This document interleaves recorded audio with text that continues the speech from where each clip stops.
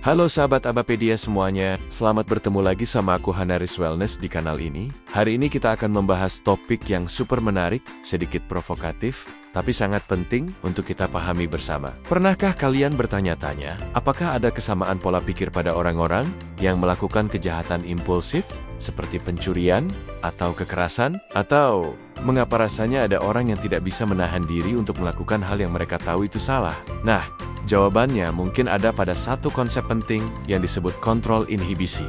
Mari kita selami lebih dalam. Jadi, apa itu kontrol inhibisi? Sederhananya, kontrol inhibisi adalah kemampuan kita untuk menahan dorongan, mengendalikan impuls, dan tidak langsung bertindak berdasarkan keinginan sesaat, terutama jika tindakan itu berpotensi merugikan diri sendiri atau orang lain. Ini seperti rem otak kita. Bayangkan kalian sedang mengemudi dan melihat lampu merah. Kontrol inhibisi inilah yang membuat kalian menginjak rem, bukan malah tancap gas. Nah, banyak penelitian di bidang neuroscience dan psikologi forensik menemukan sesuatu yang mencengangkan. Pelaku kejahatan impulsif termasuk pencuri, pelaku kekerasan, bahkan pemerkosa seringkali menunjukkan gangguan atau kelemahan yang signifikan pada kontrol inhibisi ini. Ini bukan tuduhan ya.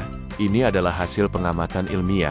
Mereka tidak tahu bahwa perbuatan itu salah, tapi mereka tidak mampu mengerem dorongan yang muncul dalam otaknya. Secara biologis, kontrol inhibisi ini dikendalikan oleh bagian otak yang sangat canggih di depan kepala kita, yaitu prefrontal cortex. Khususnya, ada area orbitofrontal dan dorsolateral prefrontal cortex yang berfungsi sebagai rem utama yang menahan dorongan dari sistem emosi dan nafsu kita. Seperti amigdala dan sistem limbik. Amigdala ini loh, yang bikin kita cepat marah, takut, atau menginginkan sesuatu. Bayangkan saja kalau bagian otak ini kurang berkembang, rusak, atau tidak aktif secara optimal. Apa yang terjadi? Seseorang akan sulit menahan dorongan sesaat, meskipun tahu itu salah. Mereka cenderung tidak berpikir panjang tentang konsekuensi dari tindakannya. Mereka mudah sekali terbawa emosi atau hasrat sesaat. Dan yang paling penting, mereka gagal menunda kepuasan. Artinya,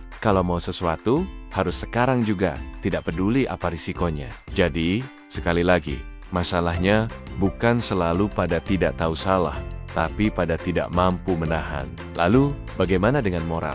Bukankah moral seharusnya mencegah kita melakukan hal buruk? Tentu saja, moral itu sangat penting. Moral berfungsi sebagai kompas sosial dan internal kita. Dia adalah sistem nilai yang memberitahu kita apa yang benar dan salah, apa yang pantas dan tidak pantas. Moral membantu kita memahami norma-norma dalam masyarakat. Tapi di sini letak poin krusialnya.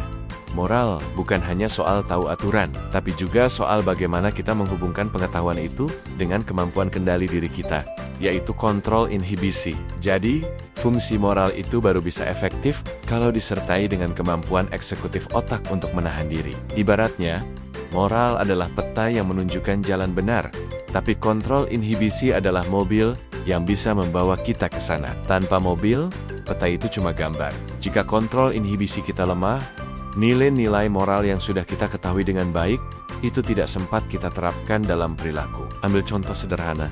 Seorang anak tahu tidak boleh memukul, dia sudah diajarkan itu. Tapi saat dia marah besar, dia tetap memukul temannya. Dalam kasus ini, masalahnya bukan dia tidak tahu moral, dia tahu benar salah. Masalahnya adalah kontrol inhibisinya yang lemah, dia tidak mampu menahan dorongan marahnya. Nah, kalau begitu, apakah kita bisa menguatkan kontrol inhibisi ini?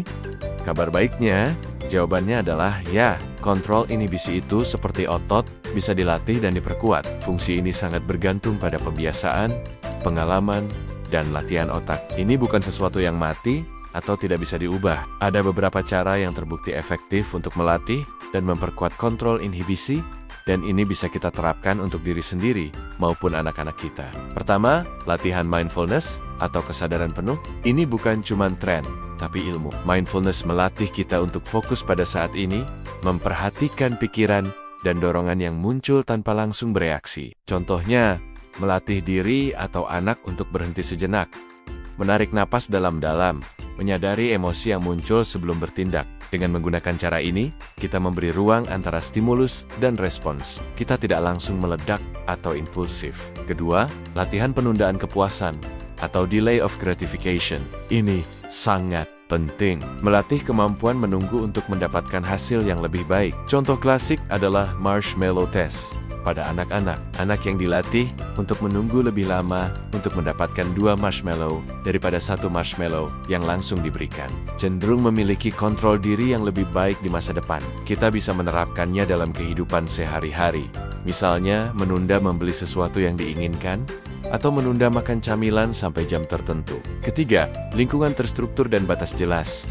Ini sangat penting, terutama untuk anak-anak. Aturan yang konsisten, disiplin yang diterapkan dengan bijak, dan konsekuensi yang tegas tapi adil akan sangat membantu otak membentuk self-regulation atau pengaturan diri. Ketika ada ekspektasi yang jelas dan konsisten, otak belajar memprediksi dan menyesuaikan perilakunya. Keempat, latihan berbasis kognitif. Ada banyak permainan atau kegiatan yang melatih fokus dan pengendalian impuls. Contohnya, Simon Says, atau ikuti perintah yang melatih anak untuk hanya merespons jika ada instruksi khusus. Ada juga Stroop Test, di mana kita diminta menyebutkan warna tulisan. Bukan kata yang tertulis, misalnya kata merah ditulis dengan tinta biru, kita harus bilang biru. Permainan strategi seperti catur, puzzle, atau aktivitas yang memerlukan perencanaan juga sangat efektif melatih prefrontal cortex kita. Kelima, modeling dan role play. Kita belajar banyak dari apa yang kita lihat dan praktekkan. Melihat bagaimana orang lain menahan diri atau memilih tindakan yang tepat dalam situasi emosi tinggi, lalu mempraktikannya sendiri melalui role play, bisa sangat membantu. Kita bisa membayangkan skenario sulit dan melatih respons yang terkontrol. Dan yang terakhir, tapi tidak kalah penting, latihan spiritual dan moral.